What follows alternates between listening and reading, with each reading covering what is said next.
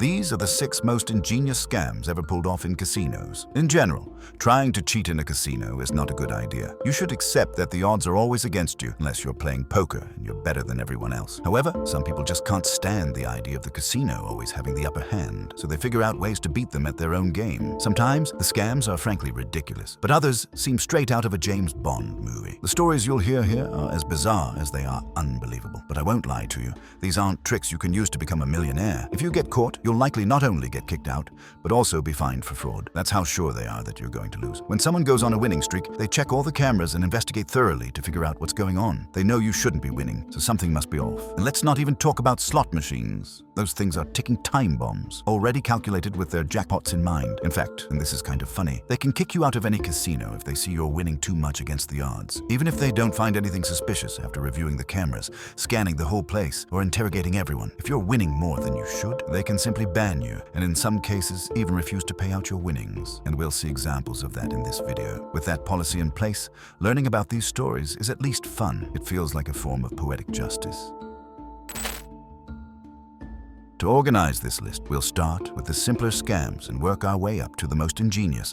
And when we get to number 1, you'll probably laugh out loud. But let's start. In 2012, the simplest plan was devised to win at a casino. Stealing, but not stealing by cheating, just plain theft. The method was this. A group of about 5 people would approach a roulette table. While some distracted the croupier, the ones pretending to play would steal a few chips, only the lower value ones. Once they had them, they'd leave the table and hand the chips off to another accomplice. That person, somehow, it's not exactly explained, managed to sell those chips at a higher value. In short, they were stealing low-value chips, artificially inflating their value, and cashing them out. With this simple method, in quotation marks, the group, more than 50 people in total, managed to scam several casinos. However, since it was a method easily identified on camera, they eventually got caught. Still, a few years on the run while scamming casinos isn't bad. Reportedly, they made about $2,000 a night, but it's unknown how much they made in total. Even now, new groups keep trying similar tactics. Many were arrested, but they can't stop new bands from forming and doing the same thing.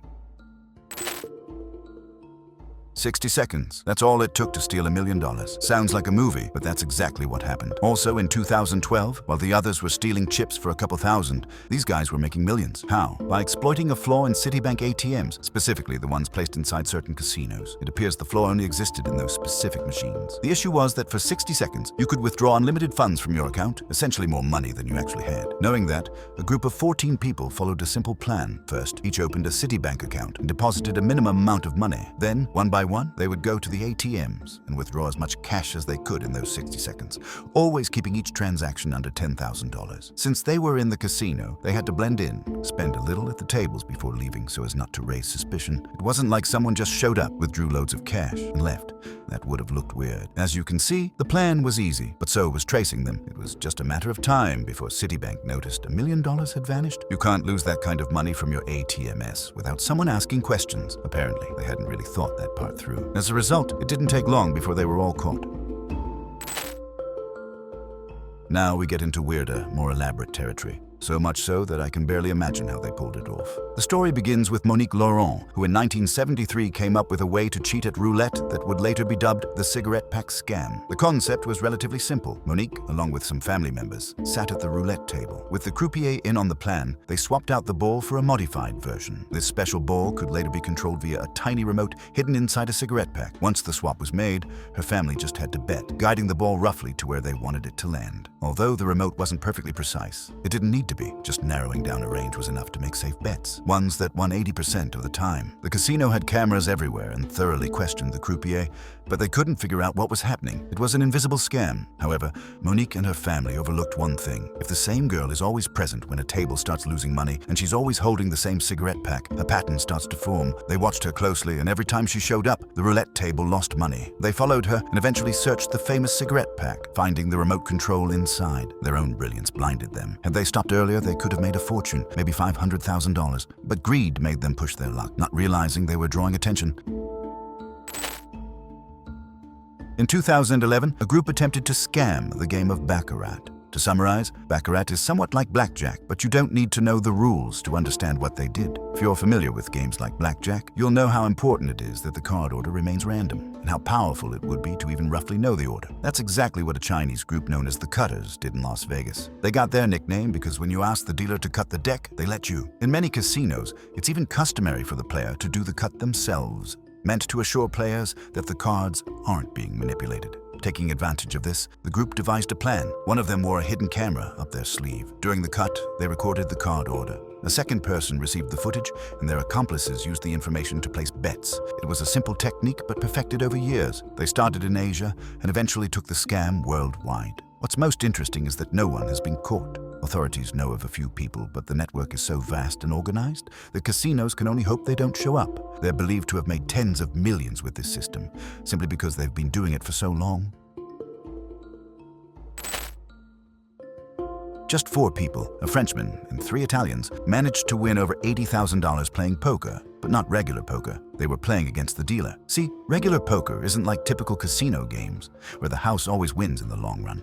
When playing against other players, it all depends on your skill. And as we've seen, many people make a living playing poker, usually online, where you get more hands per hour. But in this case, the group didn't win $80,000 by being lucky. They could literally see the cards. Here's how it worked. All 4 sat at the same table. Every time the Frenchman got his cards, he would mark them with invisible ink. The others, wearing special contact lenses, could clearly see the marks and enjoy easy wins. In just 2 sessions, they made those $80,000. But that was enough to raise suspicions. Remember, casinos don't believe in luck, and they don't like it when players win. It means something's wrong. After checking everything, they discovered the cards were marked. A line for aces, a cross for kings. It doesn't sound like much, but it was more than enough to gain an advantage. It took them a while to figure it out. After all, who would suspect an elaborate strategy involving invisible ink and specialized lenses? All that was missing was a drunken James Bond sipping a martini. And boom, we've got a movie.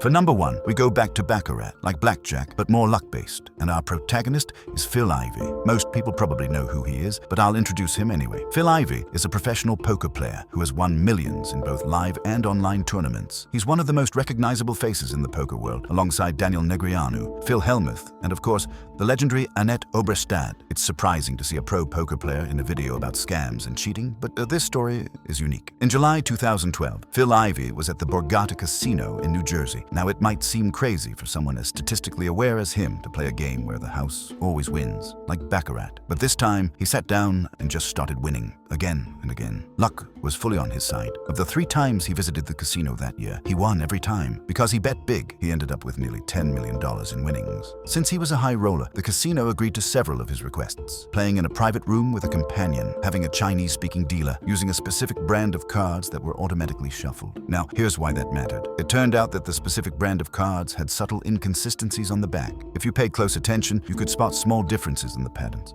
He didn't spot them, his companion did. She would tell Phil roughly what each card was, and since the dealer didn't speak their language, he didn't catch on. Some might argue the casino should have seen this coming after all. Those very specific requests were a red flag, but in baccarat, superstitions are common, and casinos often accommodate unusual demands to keep players happy. They would have dressed a tiger up as the dealer if it meant the player kept betting big. In the end, the casino refused to pay the $10 million. They argued that it wasn't cheating, but it was advanced strategy. But no matter what you call it, if your strategy causes the casino to lose, they'll call it fraud. As I said at the beginning of the video, when you walk into a casino, you should expect to lose. That's honestly the best thing that can happen. Because if you win, you're bound to come back for more, and we all know how that story ends. And that's it, family. Subscribe, give it a like if you enjoyed it. Big hug, and see you soon.